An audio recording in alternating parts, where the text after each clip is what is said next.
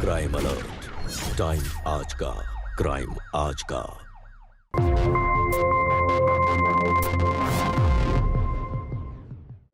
नमस्कार, मैं Sudha Chandran crime alert के आज के इस एपिसोड में आप सबका स्वागत करती हूँ।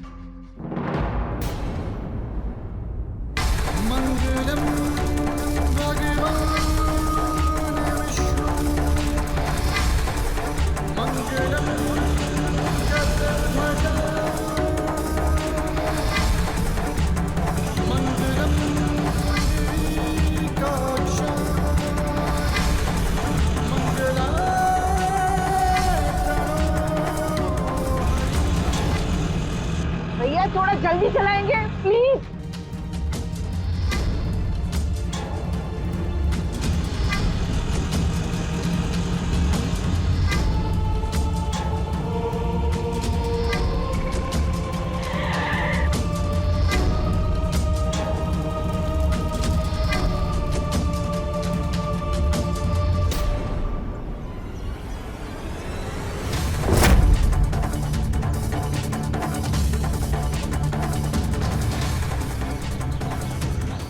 रोको ये शादी। ये शादी नहीं हो सकती। बेशरम लड़की, घर की इज्जत मिट्टी में मिलाकर अपनी शादी रचाती हुई शर्म नहीं आई तुझे? माँ इतनी नौटंकी मत करो, तुम्हारे सर का बोझ ही कम कर रही हूँ। जो काम तुमको करना चाहिए वो मैं खुद कर रही हूँ। भगवान के सामने 7 फेरे लेकर शादी कर रही हूँ, कोई चोरी नहीं कर रही। पूजा, समझने की कोशिश करी, कैसी बातें कर रही है तू? लोग क्या कहेंगे, समाज क्या कहेगा? कि मिश्रा जी के जाने के बाद उनकी माँ अपने बेटे को संभाल तक नहीं पाई। जिसे जो कहना है कहे, मुझे कोई फर्क नहीं पड़ता। जरा देखो तो सही, ये बेशरम लड़का है कौन? हट।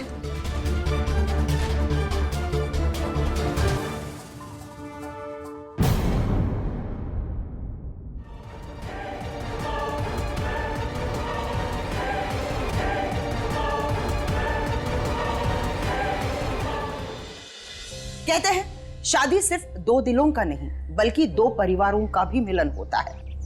लड़का या लड़की जब एक दूसरे को पसंद करते हैं, जिसमें घर वालों की मर्जी नहीं होती, तब लड़का लड़की चुप कर शादी कर लेते हैं और अपना घर बसा लेते हैं। लेकिन ये कैसी शादी थी? पूजा ने अपना घर बसाने के लिए अपनी बहन के घर में आग लगा दी। भला कोई अपनी बहन के घर को कैसे उजाड़ सकता है? वैसे देखने में वहां जो खड़ी थी दोनों बहनें, वो पूजा से बेहद प्यार करती थी। तो फिर पूजा ने किस बहन के घर में आग लगाकर उसकी जिंदगी तबाह कर दी? आइए देखते हैं।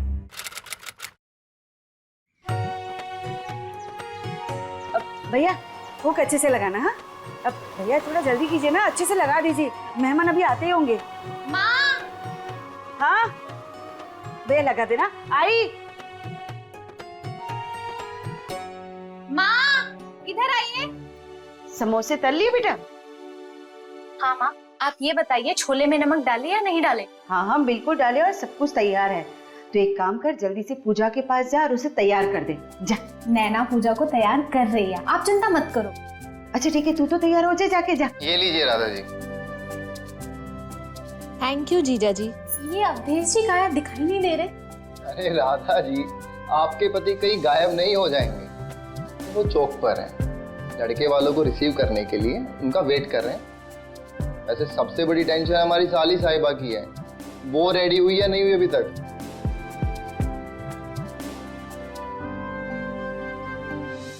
भगवान ने मुझे बेटा तो नहीं दिया, लेकिन बेटे जैसे 2 दामाद जरूर दिए। बस जल्दी से पूजा के हाथ पीले हो जाए तो मेरी सारी चिंता खत्म हो जाए। मुझे नहीं करनी है ऐसे शादी। ऐसे शोपीस की तरह तैयार हो जाओ जैसे लड़कों वालों को चाहिए वैसे। लड़कियों की पसंद ना पसंद की कोई वैल्यू ही नहीं है। मुझे नहीं देखना है कोई लड़का और ना ही खुद को पेश करना उनके सामने ऐसे। अरे पूजा, मेरी बात तो सुन एक बार। कितनी मुश्किल से रिश्ता आया है। तो लड़के वाले कितने पैसे वाले हैं। लड़का एक सरकारी नौकरी करता है और तो दहेज भी नहीं ले रहे। अरे ऐसे सुन इधर, ऐसे रिश्ते इतनी आसानी से मिलते हैं क्या? चल तैयार हो जा, ये पकड़। और बिल्कुल नाटक नहीं चाहिए मुझे, तैयार हो जा। सारा ज्ञान मेरे लिए बचा के रखा था ना। तुम दोनों की शादी के वक्त तो पापा जिंदा थे, खूब धूमधाम से दान दहेज देकर शादी हुई थी। हाँ, तुमने जिस रिश्ते के लिए मना किया पापा ने सामने से बात मानकर उन लड़कों को मना किया था। और अब जब मेरी बारी आई तो जो मिल रहा है उसमें खुश हो जाऊं। हाँ, याद है कि याद दिलाऊं? 6 लड़कों को मना किया था तुमने। तूने मेरी बात सुन, ठीक है? तुझे जो करना है तू कर, मुझे माफ कर दे।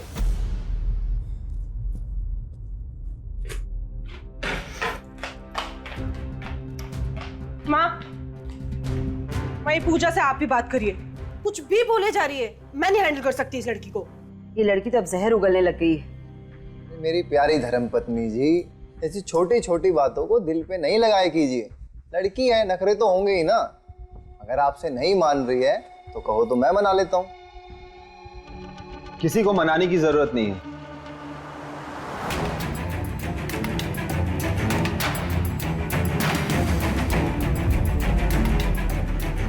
अरे दामाद जी, अब तो लड़के वालों को लेने गए थे ना, कहाँ रह गए? वो आ गए? हाँ, लेने गया था पर उन्होंने आने से मना कर दिया। मैंने फोन किया था उनको तो कहने लगे कि आपकी लड़की का कहीं बाहर कोई चक्कर वक्कर चल रहा है।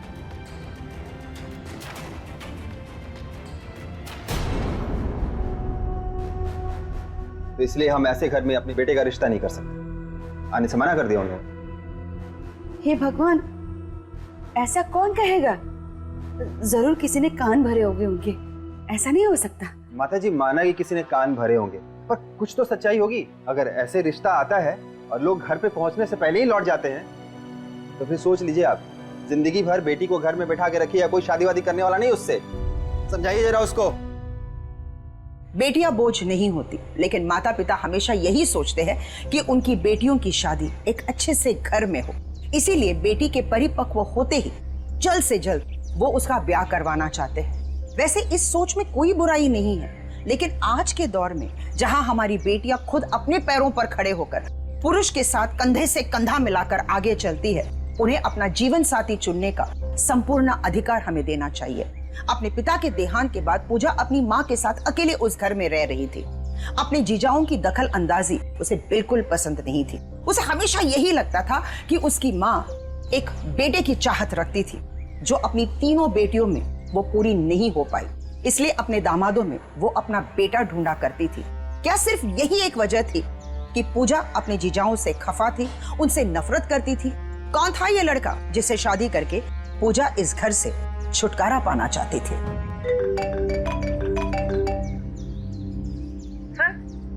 तेरी तो सुन ली भगवान ने।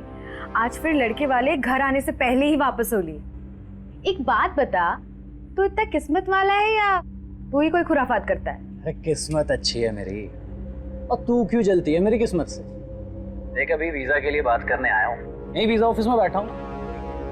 बात बन गई ना, अगर यहाँ से सीधे निकल जाऊंगा दुबई, फिर तो अपनी ऐश ही ऐश। ऐश वाले, तू अकेले जाएगा दुबई? अकेला कहाँ जाऊंगा मेरी नैना, वो भी तुझे यहाँ छोड़ के। हेलो, हाँ कौन है बे तू? हाँ, और तेरा क्या चक्कर चल रहा है पूजा के साथ? जीजा जी मेरा फोन दीजिए। आप ऐसे मेरे मामले में कुछ नहीं बोल सकते। एकदम चुप। समझ क्या रखा है तुमने? फोन दीजिए जीजा जी, सुनिए मेरी बात। जीजा जी सुनिए, मेरा फोन दीजिए। क्या हुआ? देख लीजिए आपकी बिटिया रानी क्या गुल खिला रही है। हम लोग इनके पीछे मेहनत कर रहे हैं और ये ऊपर छत पे बैठे बैठे लोगों से फोन पे बातें कर रही है, वो भी हंस हंस के। अगर ऐसे ही मुंह काला कराना था तो पहले ही बता दिया होता, ये सब करने की जरूरत ही नहीं थी। नहीं जीजा जी, आपकी हिम्मत कैसे हुई मेरे फोन को हाथ लगाने की? वापस दीजिए फोन। पूजा, पूजा, जबान पे लगाम लगाओ और तमीज से बात करो। ज्यादा चिल्लाओ मत, अपने पति को तमीज सिखाओ। ऐसे किसी का फोन लेना कोई अच्छी बात नहीं है। उनको कहो अपने काम से काम रखें। यही हश्र होता है जब लोग अपना काम धंधा छोड़कर आकर यहाँ बैठ जाते हैं। लड़के वाले गलत नहीं कह रहे थे माँ जी, बिल्कुल सही कह रहे थे। ये देखिए मैसेज में बातें हो रही है, तुम दोबारा कब मिलोगे, और तुमसे मिले बिना मेरा मन नहीं लगता। और ये भी देखिए ना, इमोजी भी भेजा है, वो किस वाला।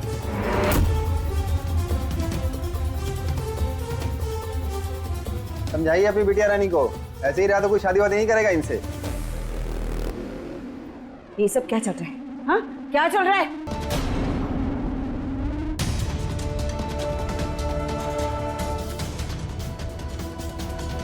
शर्म नहीं आती तुझे ये सब करते हुए? क्या क्या साबित करना चाहती है तू? पूजा, हाँ, अब चले यहाँ से। और बेइज्जती करानी है क्या? हम आपसे माफी मांगते हैं। नाराज मत होइए दामाद जी, आप मेरी बात तो सुनिए।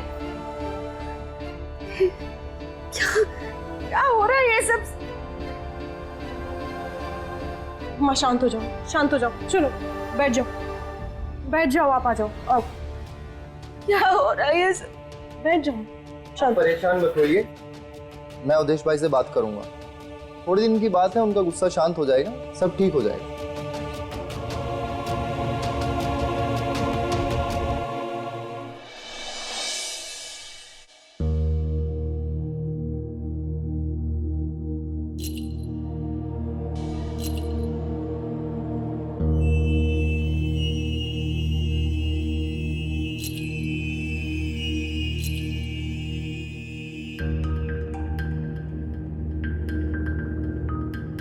आप पूजा की बातों का बुरा मत मानिए।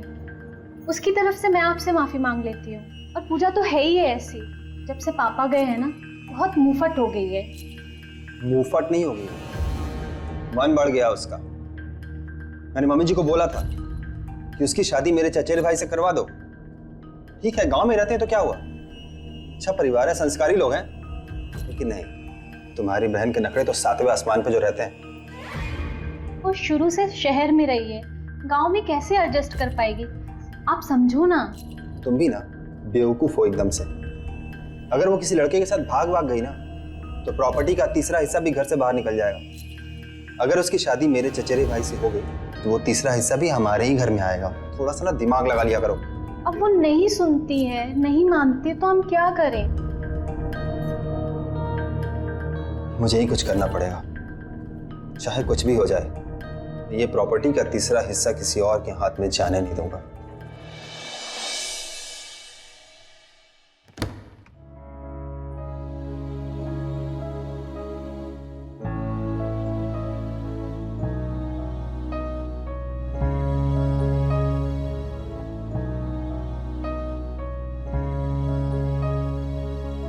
पूजा, ए पूजा,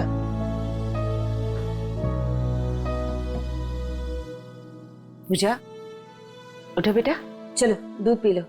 पूजा उठो बेटा, अरे सुनो तो मेरी बात। अब तो मेरे बारे में भी तो सोच ना।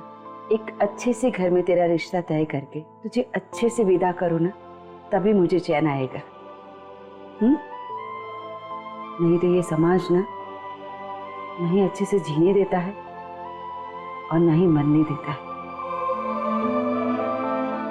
काश मेरा कोई बेटा होता तो आज हालात कुछ और ही होते।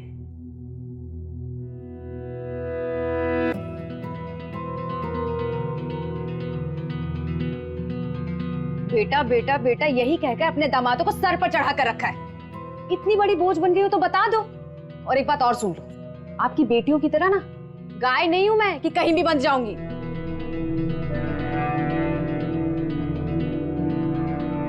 दोनों जीजाओं ने अपनी शादी के वक्त तो खूब भर भर के दहेज लिया और अब मेरी बारी आई तो फ्री का ढूंढ रहे हैं सब। जाके कह दो उन दोनों को और उनके पतियों को कि मेरे लिए रिश्ता ढूंढने की कोई जरूरत नहीं है।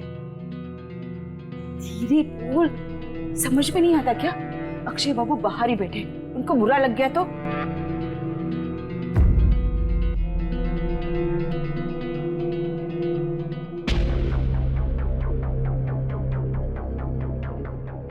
नैना मेरी बात तो सुन। नैना, नैना, नैना बेटा मेरी बात तो सुनो। बेटा मेरी बात सुन। नैना, नैना, नैना। अक्षय चलिए। नैना मेरी बात सुनो बेटा। हाँ? ऐसे मत जाओ।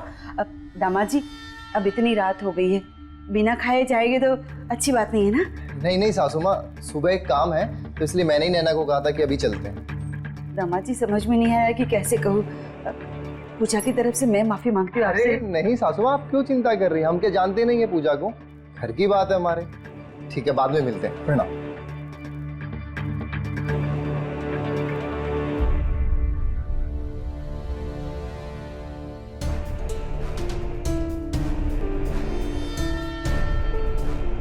खुशी मिली तुझे?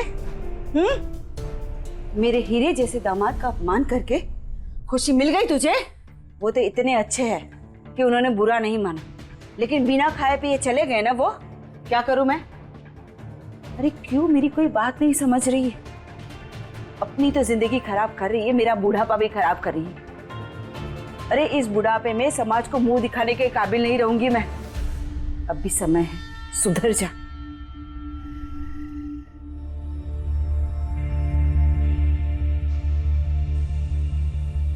दूध थोड़ा जहर दे दे मुझे।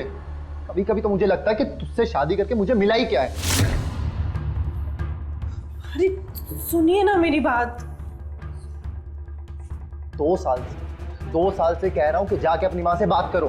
अरे वो इतनी प्रॉपर्टी पैसा जमा कर रखा, आखिर है किसका? हमारा ही तो है ना। शादी हुई थी, उठा के बाइक पकड़ा दी। अरे कम से कम अपने दामाद को एक कार तो दे ही सकती है ना, कि जब भी बात करने जाओ वहां कोई ना कोई नया बखेड़ा खड़ा हो जाता है। और ऊपर से तुम्हारी ये बहन, इसकी नीयत मुझे सही नहीं लग रही है। ये एक दिन सब कुछ लुटा देगी, फिर बैठ के मंजीरा बजाती रहना।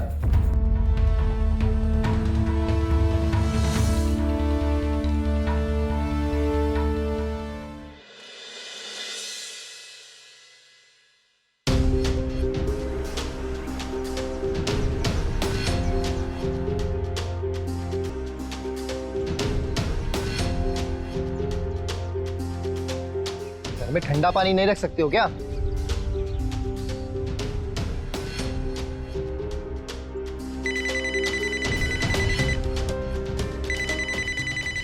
तुम्हारी माँ को पूरा दिन कुछ काम नहीं है क्या? अरे तुम्हारी माँ तुम्हें फोन किए बिना नहीं रह सकती है क्या?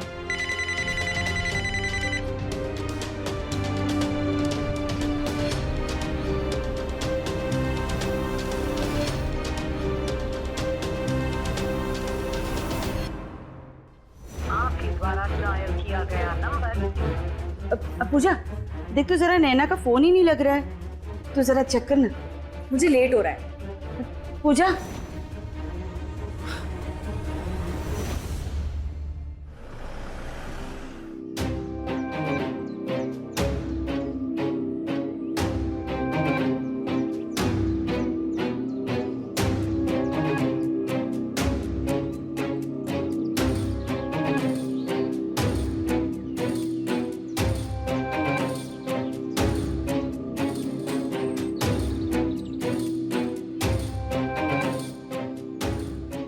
ये मेन्यू बाद में देखना, पहले ये बताओ कि तुम्हारा दुबई जाने का क्या हुआ?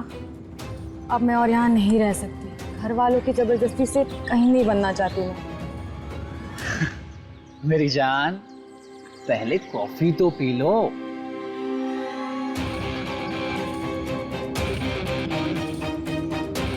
अरे यार पूजा, मुंह मत बनाओ यार, सब हो गया था यार। वीजा के लिए कुछ पैसे कम पड़ गए, और तुम्हें भी साथ ले जाना है तो और पैसों की जरूरत पड़ेगी ना। तो पैसों का इंतजाम होगा कहाँ से? अरे यार, तुम्हारी मम्मी अभी तुम्हारी शादी करेगी तो 15-20 लाख रुपए तो खर्च कर ही देती, तो वो पैसे हम बचा ही रहे ना। तुझे लगता है मैं माँ से पैसे मांगूंगी और वो मुझे दे देंगी? बिल्कुल नहीं देगी, ऐसे नहीं देगी, लेकिन तुम्हें उनसे पैसे निकलवाने होंगे। अब जैसा मैं कहता हूं ना, वैसे ही करती जाओ।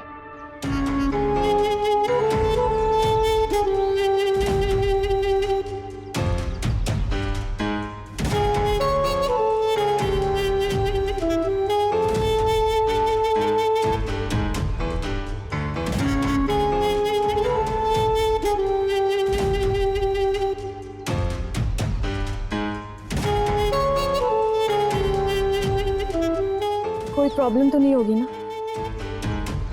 कुछ नहीं होगा, लेकिन ये हमें कल ही करना पड़ेगा।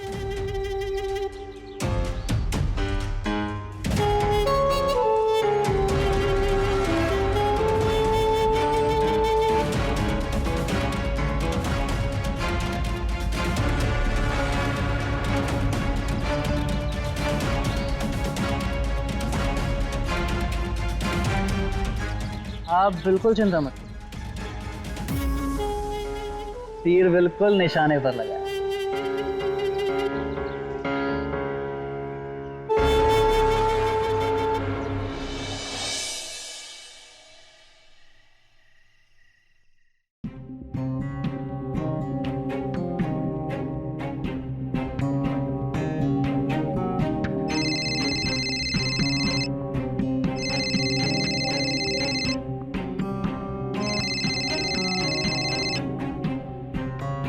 प्रणाम सासू माँ।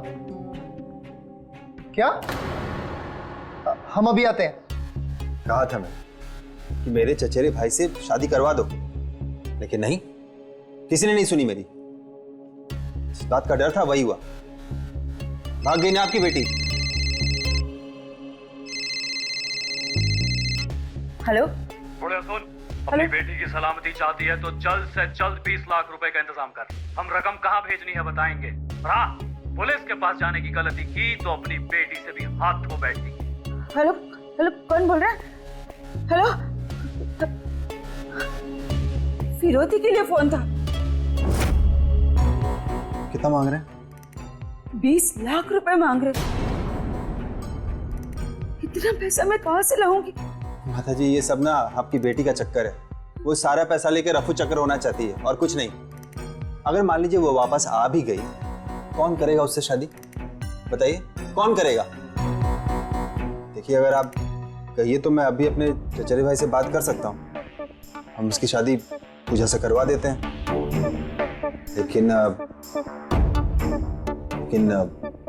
उसके बदले में आपको ये घर मेरे नाम पे करना पड़ेगा। ये घर मेरे बाबूजी का है और हमें क्या करना है ये मैं अच्छे से पता है। कौन दुश्मन है जो हमारे पीछे पड़ा?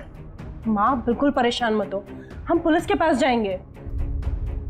तो जाओ पुलिस के पास, लगाओ कोर्ट कचहरी के चक्कर, कुछ नहीं मिलने वाला और बदनामी होगी सो अलग। है ना, तुम अपना दिमाग मत लगाओ, अवधेश भाई सही बोल रहे। पुलिस के पास जाने का कोई फायदा नहीं है, पैसों का इंतजाम करते हैं। मैं हाथ पे हाथ रखकर नहीं बैठूंगी, इस चीज की रिपोर्ट करवानी ही पड़ेगी। पति के मरने के बाद उसकी संपत्ति पर पहला अधिकार उसकी पत्नी का होता है। अगर कोई भी उस संपत्ति को हड़पने की कोशिश करे या उस विधवा औरत को संपत्ति के बंटवारे के लिए दबाव बनाए या किसी भी तरह से उस औरत को प्रताड़ित करने की कोशिश करे तो कानून में उसके लिए प्रावधान है। नयनतारा अपने दोनों दामादों की कुनीतियों से बेखबर थी और पूजा ने अपनी मनमानी करते हुए एक ऐसे रास्ते को चुन लिया जिसकी वजह से आगे चलकर उसके परिवार वालों को बहुत कुछ देखना बाकी था। अपने दामादों को अपने बेटे की तरह मानने वाली नयनतारा को इस बात का बिल्कुल अंदेशा नहीं था कि उसकी अपनी बेटी पूजा और दोनों दामाद उसकी संपत्ति को हथियाने का चक्रव्यूह चला चुके थे। आखिर अक्षय नैना को पुलिस कंप्लेन करने से क्यों मना कर रहा था? क्या वाकई में पप्पू पूजा से प्यार करता था या फिर मामला कुछ और ही था?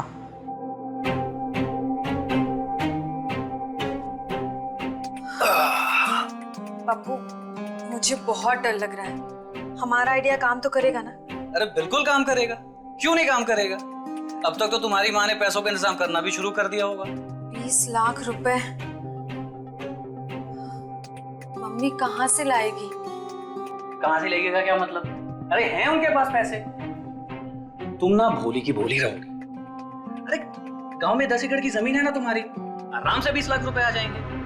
फिर हम चले जाएंगे दुबई और तुम्हें मिल जाएगी इस किचकिच वाली जिंदगी से आजादी।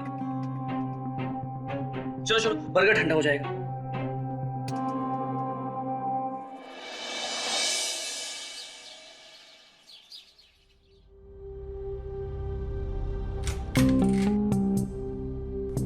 मिसेस नैना शास्त्री। हाँ जी, आइए।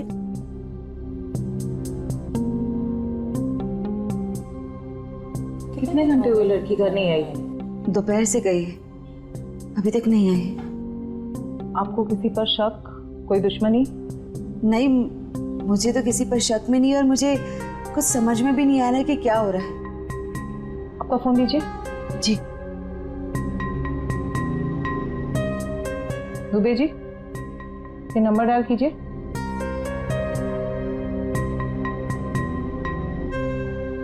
मैम, ये फोन तो बिजी है। अच्छा, एक काम कीजिए, ये नंबर सर्वेलेंस पे डाल दीजिए, ठीक है? जी। नयनतारा जी, आप चिंता मत कीजिए। अगर आपको दोबारा कॉल आती है फिरौती के लिए तो हमें इन्फॉर्म कीजिए, तब तक हम हमारा काम करते हैं। आप चिंता मत कीजिए।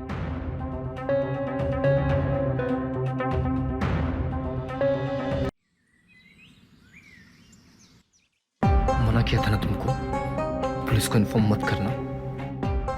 क्या मिला? बाबूजी का ठुल्लू वही खुश पुलिस को इन्फॉर्म करके। पुलिस कुछ नहीं करती है, हर बार कोई ना कोई नया ड्रामा खड़ा हो जाता है यहाँ पे। कितनी बार बोला अपनी माँ से जाके बात करो। अरे कुछ पैसे मिल जाते तो तुम्हारी भी तो जिंदगी बनती ना। मगर नहीं, जाओ दो अपनी बहन की फ्रॉक पे। देश भाई सही बोल रहे हैं, भाग गई हो किसी के साथ, सब ड्रामा है उसका।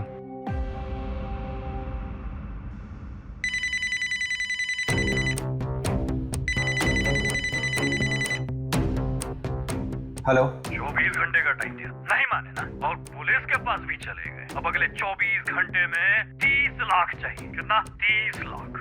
Hello hello. देखा ना माँ जी, मैंने कहा था इसमें ना पूजा की ही मिली भगत है, वरना इस किडनैपर्स के पास मेरा मोबाइल नंबर कहां से आ गया। अब वो 40 लाख रुपए मांग रहा है। हमें पुलिस को इन्वॉल्व ही नहीं करना चाहिए था। अवधेश बाबू, अक्षय बाबू, प्लीज मेरी बेटी को बचा लीजिए। हे भगवान, मेरी बहन की रक्षा करिए। सुनिए ना, आप कैसे भी पूजा को ले आइए, मुझे नहीं पता, प्लीज ले आइए। वो बहुत सीधी है, पता नहीं किसके चंगुल में फंस गई है।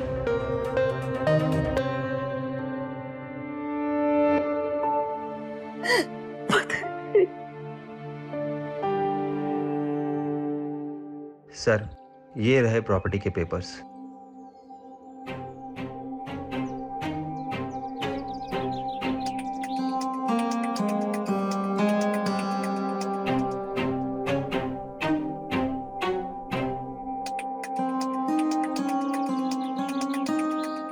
अवधेश जी, ये लीजिए आपके पूरे 40 लाख।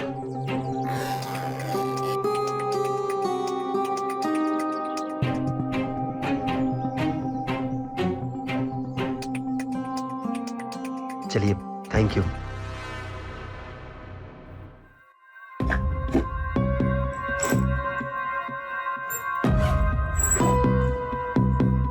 ठीक है माँ जी, मैं देकर आता हूँ, पूजा को लेकर आता हूँ। माँ, ये जीजा जी कहाँ पर गए? किडनैपर के पास। दामाद जी ने वो जमीन बिकवा दी और वही 30 लाख लेके जा रहे और पूजा को लेकर आएंगे। माँ, ये क्या किया? तो और क्या करती, हाथ पर हाथ धरे बैठी रहती? हाँ, अरे वो किडनैपर मेरी बेटी को कुछ कर देते ना तो मैं अपने आप को माफ नहीं कर पाती। बस सही सलामत मेरी पूजा घर पर आए, बस मुझे इससे ज्यादा कुछ नहीं चाहिए। अच्छा, और इस बात की क्या गारंटी है कि पैसे देने के बाद भी पूजा सही सलामत होगी? मैं भी पुलिस को फोन कर रही हूँ। हेलो,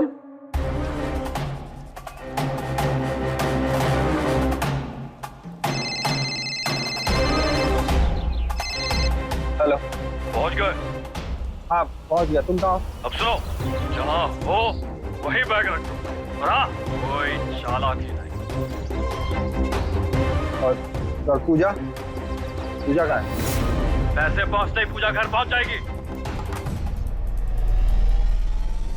अवधेश, मैं इंस्पेक्टर रश्मि सिंह बोल रही हूँ। हम आपके आसपास ही हैं, आप घबराइए मत।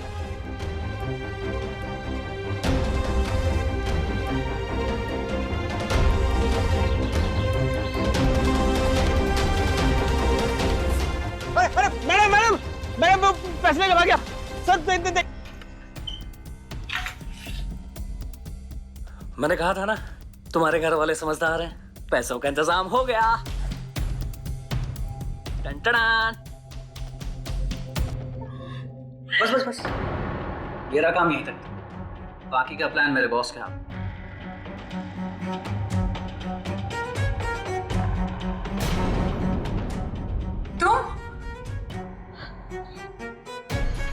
माँ, नैना, मुझे बहुत घबराहट हो रही है। अभी तक ये आए नहीं, कहीं किडनैपर ने इन्हें कुछ कर तो नहीं दिया? दीदी, हिम्मत रखो ना। फोन भी नहीं लग रहा है इनका, कब से ऑफ आ रहा है।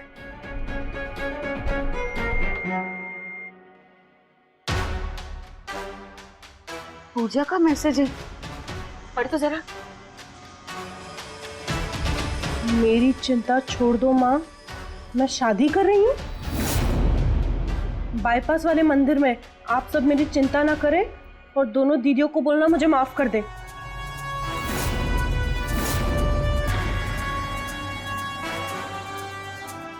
माई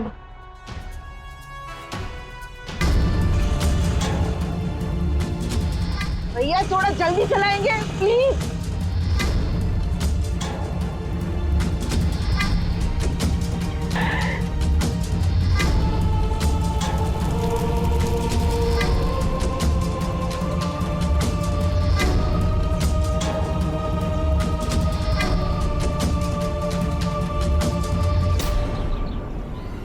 रोको ये शादी।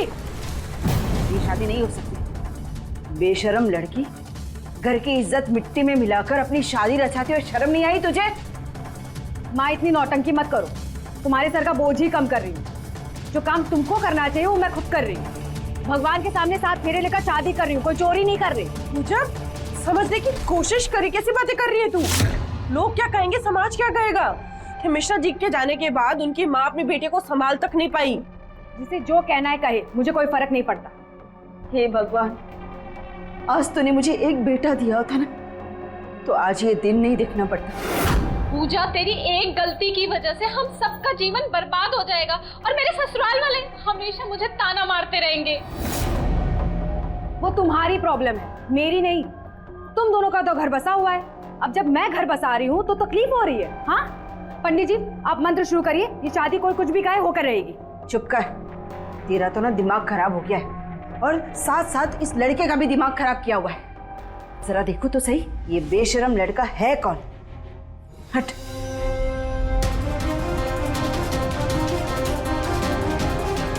दामाद जी,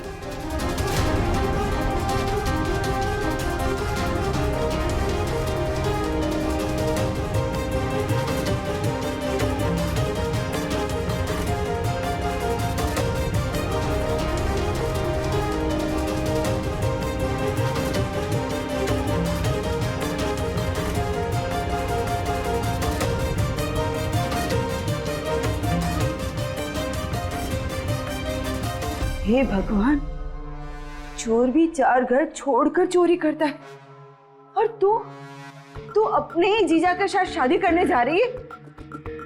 शर्म नहीं आ रही है तुझे? क्या फर्क पड़ता है माँ? हाँ, दीदी जीजा साली एक साथ घर बसाएंगे।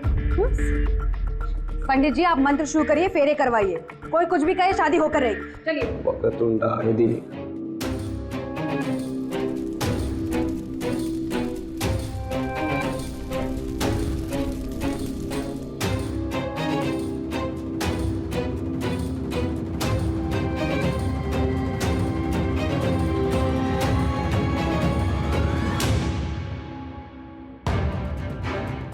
माजी, ये क्या सुन रहा हूं मैं? सही सुन रहे हो देश बाबू। अब इस घर के 2 हिस्सों के मालिक हुए हम। ऐसे कैसे 2 हिस्सों के मालिक हो गए तुम? जीजा जी अब बस, अगर मेरे पति पर हाथ उठाया ना तो मैं चुप नहीं बैठूंगी। अरे वाह, बीवी नंबर 2 तो बीवी नंबर 1 बन गई। देखा हो देश बाबू, इसको बोलते हैं डेड सिक्योरिटी। सासू माँ, देखिए अब हमारा परिवार बड़ा हो गया है तो आपकी दोनों बेटियों को उस छोटे से मकान में नहीं रख पाएंगे।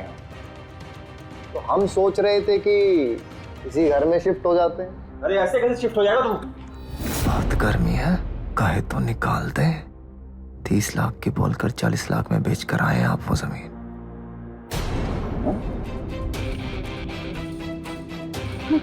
नमक,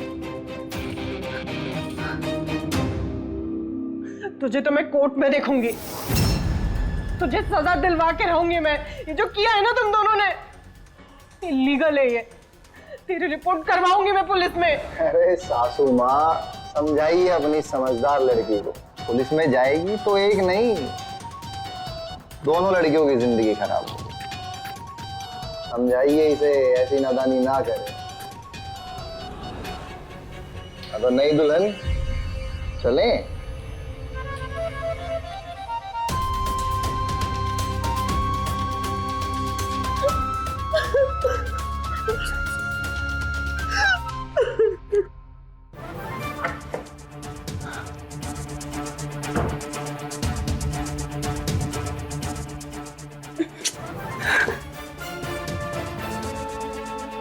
ज्यादा नाटक करने की जरूरत नहीं है।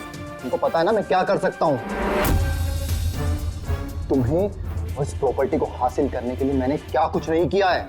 पप्पू को तुम्हारे पीछे लगाया, जो भी लड़के वाले तुम्हें देखने आए उनको घर पहुंचने से पहले ही मैंने उन्हें वापस करवाया। किडनैपिंग तक का प्लान मैंने बनाया।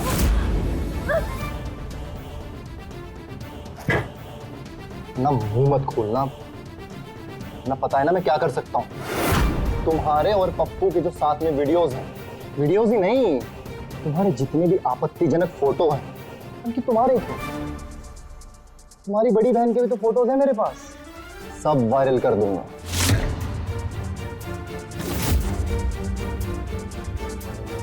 भरे बाजार में दोनों बहनों की इज्जत करेगी तो पता है ना क्या होगा।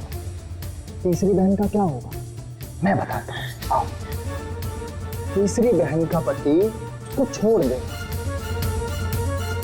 और जब ये सब होगा तो तुमको क्या लगता है कि तुम्हारी माँ यानी मेरी प्यारी सासू माँ ये सब बर्दाश्त कर पाएगी? नहीं, वो बेचारी सुसाइड कर लेगी।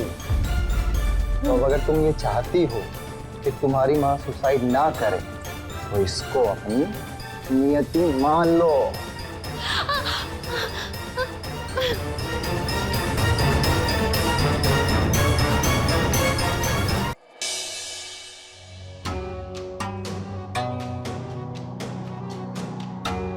मुझे तो लगा था आप बहुत बड़े खिलाड़ी हैं, लेकिन सिर्फ 10 लाख में ही मान गए। तुम कहना क्या चाहती हो? ये सिर्फ 10 लाख? अरे मकान भी तो है, वहाँ से करीब 30-35 लाख रुपए आ जाएंगे और जमीन से कुछ 40-45 लाख। मतलब 90 लाख। अक्षय जीजा जी के पास 3 करोड़। आपकी गिनती इतनी कमजोर होगी मुझे नहीं मालूम था। आप सिर्फ 10 लाख में ही खुश रहिए। तो तुम कहना क्या चाहती हो कि मैं भी उस अक्षय की तरह पूजा से शादी कर लूं? अरे नहीं मेरे भोले पति, अक्षय की असलियत सबके सामने लाकर और उसे जेल भिजवाकर तो इस घर में कौन बचा? केवल आप। तो सारी जायदाद किसकी हुई? तुम्हारी।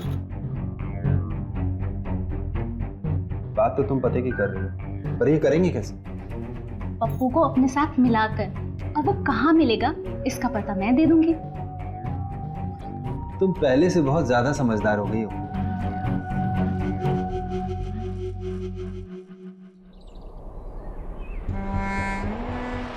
यहाँ क्यों बुलाया? देख, मुझे मालूम है कि तू ये जो कुछ भी कर रहा है ना पैसों के लिए कर रहा है। अक्षय ने तुझे 5 लाख दिए थे ना, मैं तुझे 10 लाख रुपए दूंगा। बस तुझे मेरा काम करना है। भाई एक बात सीधी सी है, अपना कोई मालिक नहीं, अपना मालिक तो सिर्फ पैसा है। जो पैसे देगा, जो कहेगा कर दूंगा। ये सारे तेरे। पकड़, पकड़ना। अरे पकड़, पूरे 10 लाख। बस मेरा एक काम है, पुलिस को जाके सब कुछ सच सच बता दे। हो जाएगा।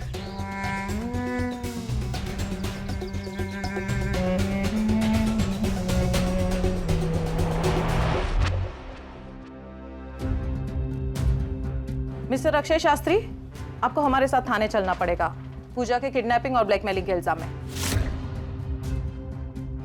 क्या बकवास कर रही हैं आप? ये मेरी फैमिली के लोग हैं और अपनी फैमिली में मैं ऐसा क्यों करूंगा? अभी पता चल जाएगा। जी हाँ मैम, यही वो आदमी।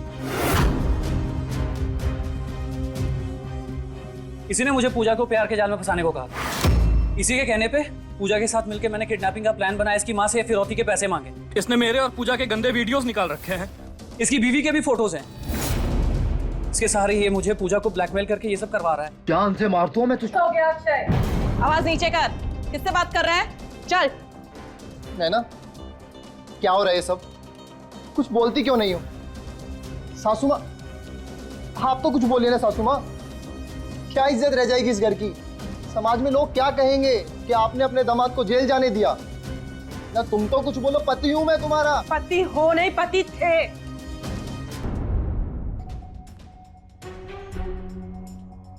माँ,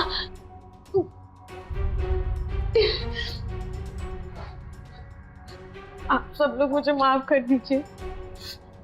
मेरी एक गलती की वजह से सब चौपट हो गया। मैं पप्पू के बहकावे में आकर फंस गई।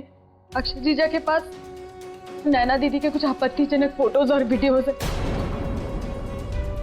और मेरे और पप्पू के भी फोटोज और वीडियोज है। अगर मैं ऐसा नहीं करती तो वो ये सब वायरल कर देते। मुझे माफ कर दो। पूजा, तुम चिंता मत करो। अगर उन्हें लगता है हम लड़कियां हैं और कमजोर हैं तो वो गलत सोचते हैं। तो उन्हें भी हम दिखा देंगे कि हम क्या कर सकते हैं। अगर हम तीनों साथ हैं ना तो हमारा कोई कुछ नहीं बिगाड़ सकता है। तुम बिल्कुल चिंता मत करो। और इन मर्दों ने बहुत खेल खेल लिया, अब हमारी बारी है।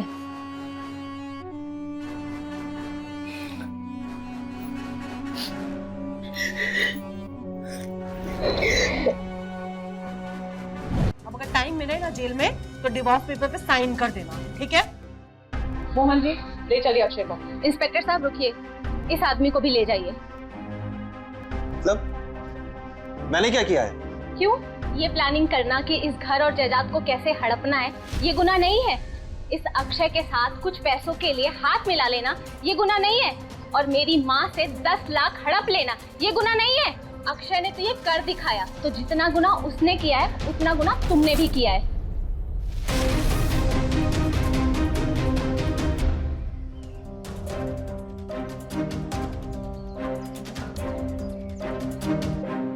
युवावस्था एक ऐसी अवस्था है जहां हर कोई अपने निर्णय लेना पसंद करता है। बेटा हो या बेटी, उसका ये हक बनता है कि वो अपना कैरियर, अपना जीवन साथी, यहाँ तक कि अपनी राह खुद चुन ले। ये भी स्वाभाविक है कि उम्र के इस पड़ाव में प्यार हो जाए, लेकिन क्या ये जरूरी है कि इस बात को वो अपने परिवार वालों से छुपा कर रखे?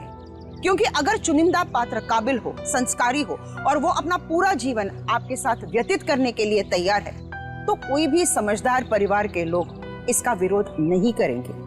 पूजा के साथ भी कुछ ऐसा ही हुआ। पहले पप्पू के साथ प्यार और फिर उसके साथ शादी करने का निर्णय उसने खुद लिया, या फिर ये सोचे समझे बिना कि पप्पू की मंशा क्या है। नादानी में पूजा ने जो फैसले लिए, आज उस वजह से वो उस कगार पर खड़ी है जहां उसके खुद के जीजाजी उसे ब्लैकमेल कर रहे हैं। नैना की होशियारी और समझदारी की वजह से पूजा और उसके पूरे परिवार इन परिस्थितियों से बच गए और अपनी सास की संपत्ति हड़पने की मंशा रखने वाले अपने पति और जीजा को उसने पुलिस के हवाले कर दिया। ये जरूरी नहीं है कि लव मैरिज में पति पत्नी के बीच झगड़े ना हो या फिर अरेंज्ड मैरिज में पति पत्नी के बीच प्यार ना हो। ऐसी स्थिति में अपने बड़ों की राय लेने में कोई बुराई नहीं है। इसी के साथ मैं सुधा चंद्रन आपसे विदा लेती हूँ। फिर मिलेंगे एक नई कहानी के साथ एक नए एपिसोड में। देखते रहिए क्राइम अलर्ट। डरना नहीं, मिटाना है। जय हिंद।